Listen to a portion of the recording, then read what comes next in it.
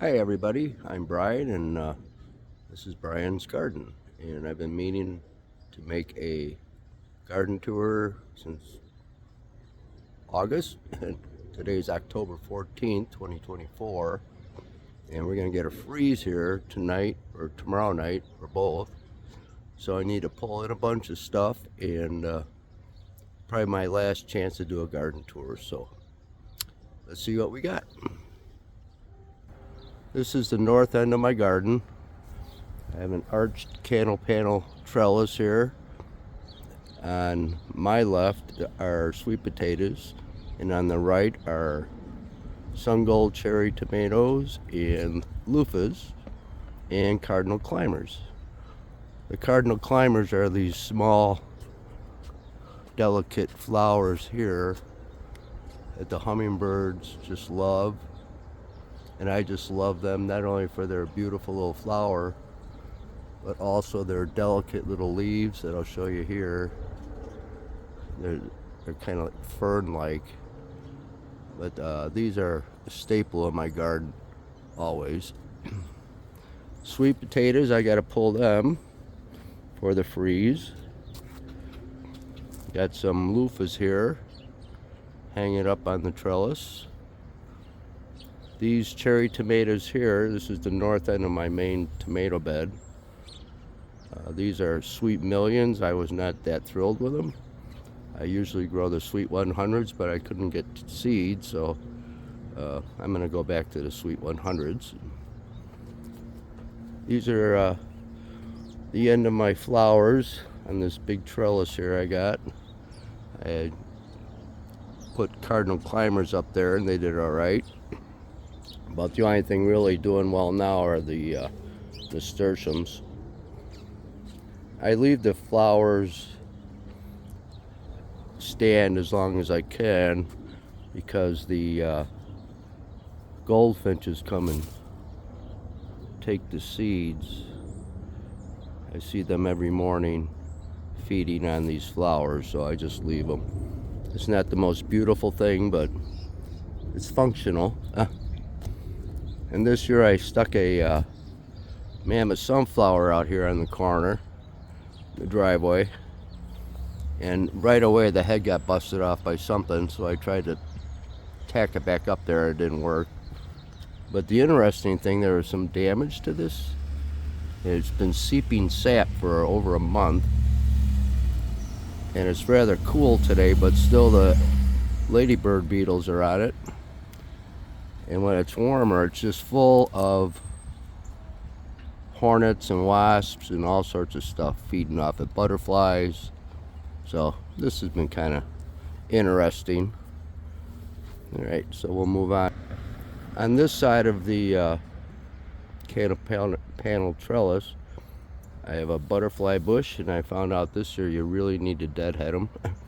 But I've been doing that lately, but I kind of let it go away and didn't really keep up with it, but now I have been, and the butterflies and hummingbirds just love this thing. So let's continue on. And the sun gold tomatoes have just been fabulous on this, like they are every year.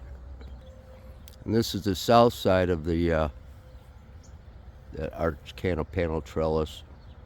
And there's loofahs hanging there, more of the cardinal climbers.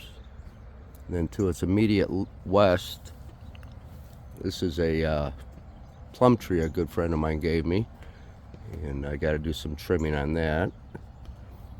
I planted some yarrow down here and bee balm, but it got overcrowded.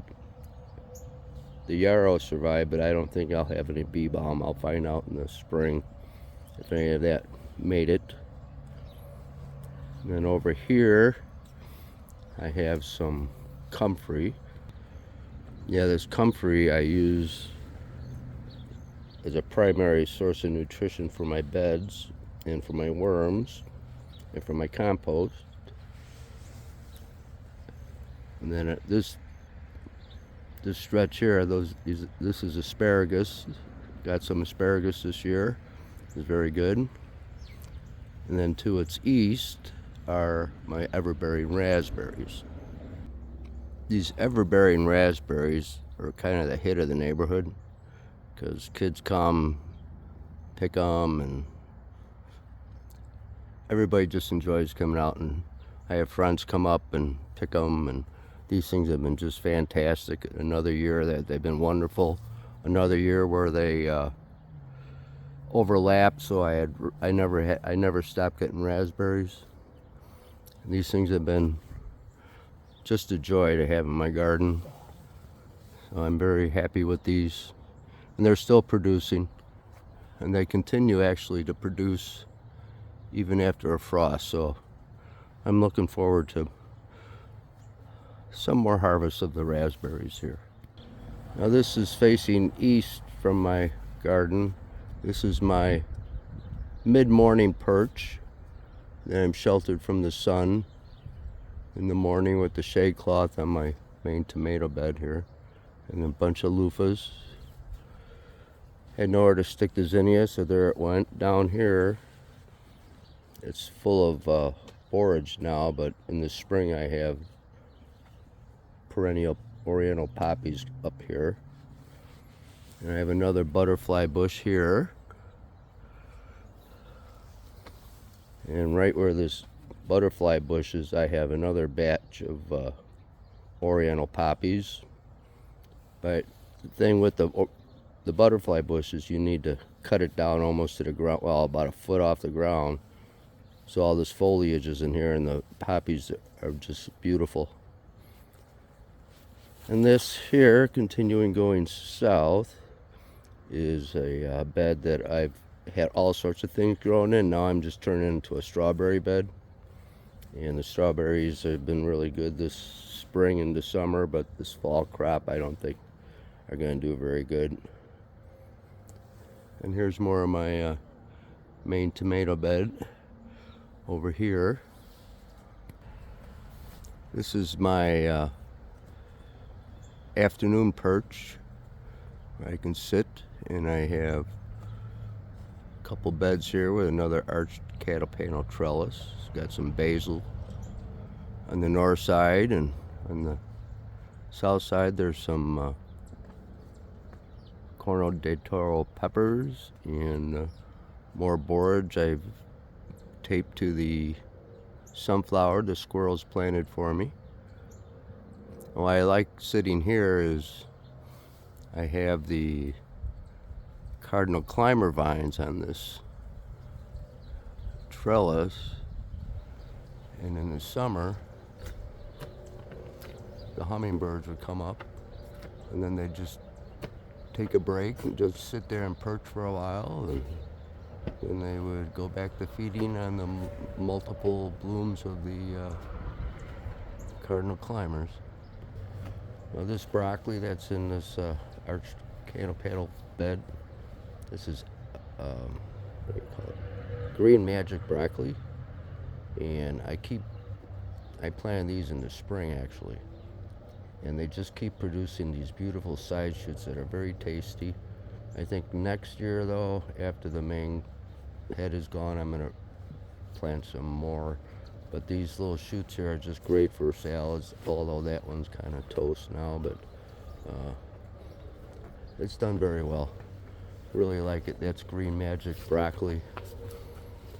And over here I've got some calendula still left. And there are jalapeno peppers in there. There's a bunch of red ones below, and over there's cayenne peppers, and they're doing good. And again, my beautiful cardinal climber vine. Put some beans on here, but I got one picking off of them, and that was it. And more calendula on that side of the trellis. On the south side of this trellis, I got some more peppers. This is I forget, some great northern bell pepper. They're pretty good. They're not that productive, but they're decent pepper. And this guy down here is a California Wonder. yellow, a golden California wonder pepper. And I've had, these aren't that productive either, but they're really nice pepper. And then I got the loofahs growing up here. And there's more boards down there. So we'll go on here. This was my potato bed. After I planted potatoes, I put a mixed cover crop of buckwheat,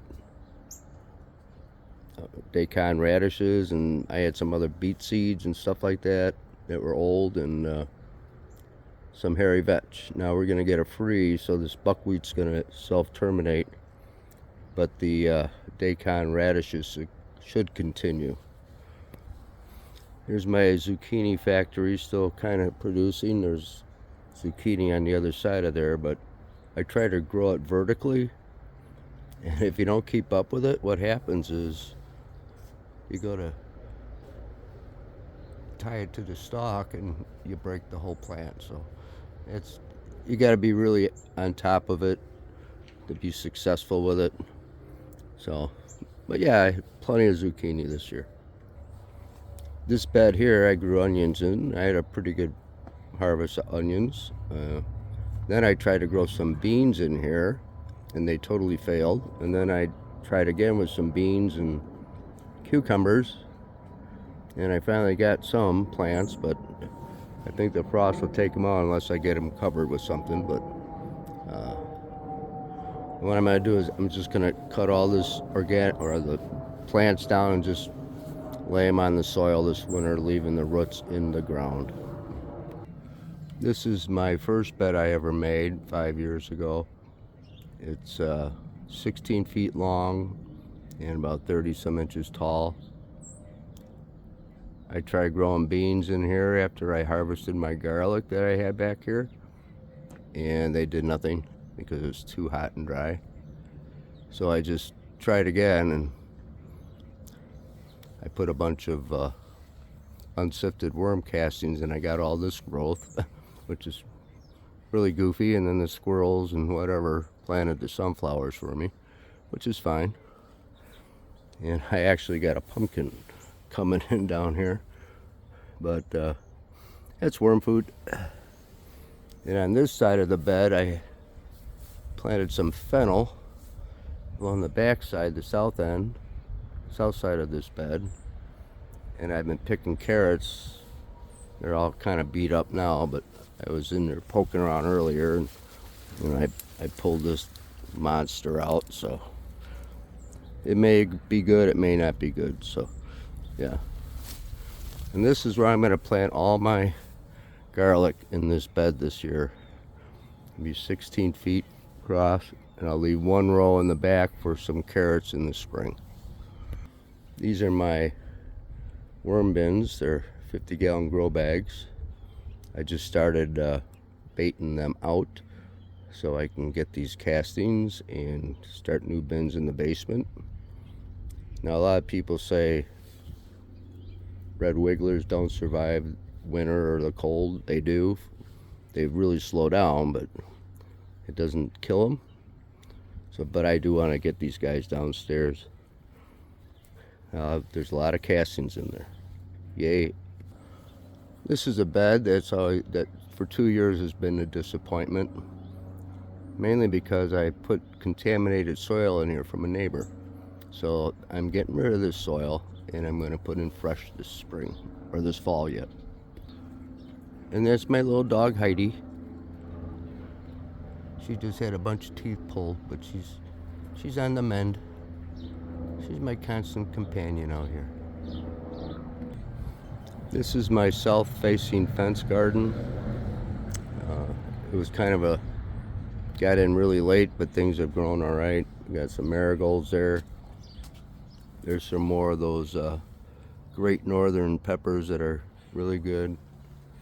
These are alpacas tomatoes. I've gotten nice sized ones out of this plant, but I'll show you later. So not nice ones. Down here's another Corno del Toro pepper. First year growing patty pan squash was kind of interesting. It was fun. They're really good. I was able to keep most of the powdery mildew away, but I kind of gave up on it. And I don't know, not much over here besides dead cucumbers. Oh, another butterfly bush, yay.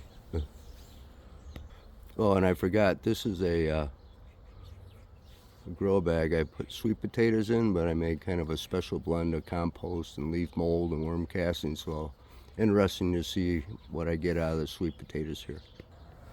To wrap this up, this is my main tomato bed, and these all have to come in before tonight. These are really nice tomatoes. These are Arkansas Travelers, I do believe. Yeah, these are really nice tomatoes. I already got seed saved from these. And then here's some, what do you call them? Early girls. This guy here is an Abe Lincoln. More Abe Lincolns. These things are really nice tomatoes. I can't say that enough. Sometimes big tomatoes don't have much flavor. These are awesome. I had some twice the size of this one here. And they're just terrific tomatoes if you have space for them. A friend, a fellow YouTube gardener, Jason, Clyde's Conundrum Garden, recommended them last year, so thank you, Jason. And what else we got here? That's another Abe Lincoln, and this guy here, the Amish paste, they did all right. More Amish paste. More Amish paste. And these poor guys here, these are alpacas too, but they're teeny tiny. I don't know. They're fine. They're good tasting and everything, but I don't know why they did that. Maybe the seed or something. And these tomatoes here, these are carbones, and they don't get as dark as the black crim, but they're really flavorful, delicious tomatoes. Like this guy here is about done, but I'll be taking all this stuff in. And yet another Abe Lincoln. And again, I can't say it too much. These are just beautiful tomatoes. And out here is my outside canning area where I can tomatoes and relish and whatever, salsa, and there's Heidi. I just want to show you the difference here.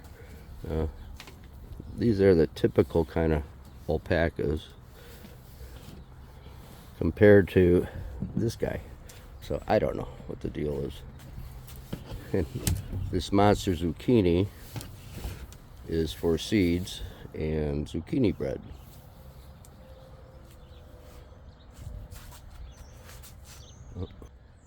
So there you have it. That's my garden for 2024 in a nutshell. Sorry it went a little long. I don't like making them this long, but oh well. Everybody have a good day and stay well. Bye now.